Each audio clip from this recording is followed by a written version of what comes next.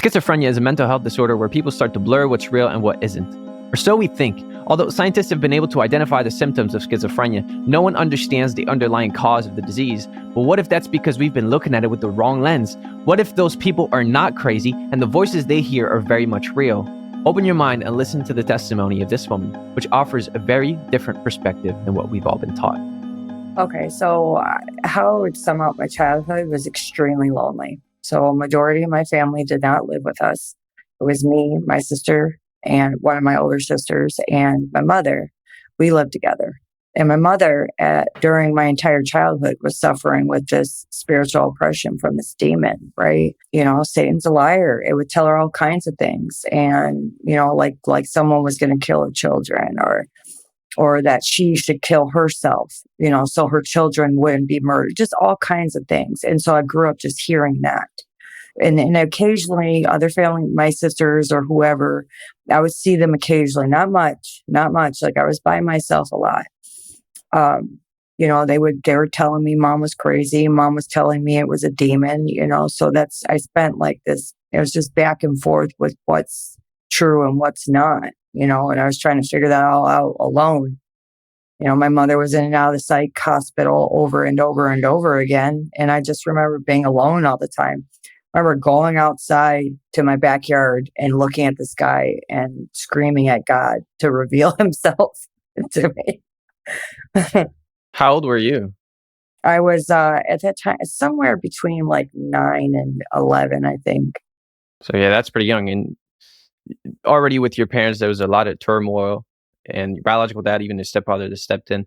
But you said that your mom was suffering from the oppression of a demon. What you described sounds a lot like schizophrenia. She was convinced it was a demon. So can you explain to me why she came to that conclusion? Because she explained that's what happened. So she told me she was standing in the kitchen at a house that she was living in Indianapolis, Indiana. She said she was washing dishes and she saw the vision of the demon come into her, wrap itself around her lower back. And she said at that very moment that her back gave out. So from that point forward is when she started to hear all the garbage, you know, all the you should kill yourself or whatever. You know, that's when she started to hear things, was after that very moment.